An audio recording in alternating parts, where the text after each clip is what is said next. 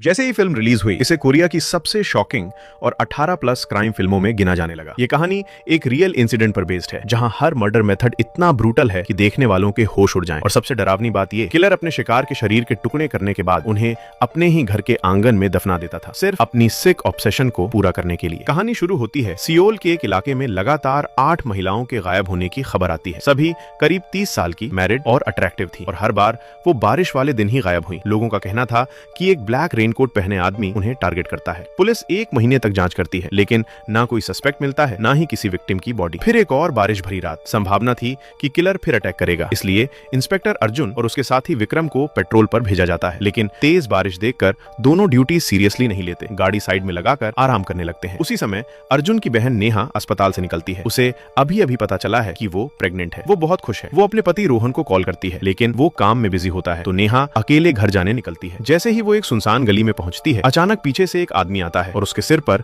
जोर से वार करता है। नेहा वहीं गिर जाती है और उसे एक गाड़ी में घसीट कर ले जाया जाता है। उधर रोहन को अचानक बेचैनी होती है। वो नेहा को कॉल करता है, लेकिन फोन अब किलर के पास होता है। वो स्क्रीन पर दोनों की फोटो देखता है, हल्का सा मुस्कुराता है और फोन बाहर फेंक देता है। भागते वक्त उसकी गाड़ी एक कार से टकरा जाती है। दूसरा ड्राइवर बाहर आता है, लेकिन किलर जल्दी से वहां से भाग निकलता है। ये बात सस्पिशियस लगती है और पुलिस को खबर दी जाती है। अर्जुन मौके पर पहुंचता है। उसे एक मोबाइल फोन मिलता है और हालात देखकर उसे शक होता है कि ये उसी सीरियल केस से जुड़ा हो सकता है। इस बार वो केयरलेस नहीं रहता और सस्पेक्ट गाड़ी का पीछा करने का फैसला करता है। किलर जंगल की तरफ भाग चुका होता है। वो नेहा को बेरहमी से जमीन पर घसीटता है, जैसे कोई इंसान नहीं, एक सामान हो। थोड़ी देर के लिए नेहा को होश आता है और वो इंस्टिंक्टिवली अपने पेट को बचाने की कोशिश करती है, लेकिन किलर उसे जंगल के अंदर ले जाता है। उसके लिए ये सब एक सिक प्लेजर बन चुका था। करीब 2 घंटे बाद अर्जुन उस इलाके तक पहुंचता है। कीचड़ भरी सड़क पर गाड़ी के निशान दिखते हैं और वो उनका पीछा करता है। आखिरकार उसे एक गाड़ी मिलती है जो पूरी मिट्टी से सनी हुई होती है। वो गाड़ी रोकता है। अंदर बैठा आदमी शांत दिखता है, लेकिन अर्जुन को शक हो चुका होता है। जैसे ही वो ट्रंक खोलता है, अंदर ड्रिल, आरी और खून के निशान दिखाई देते हैं। सीट के नीचे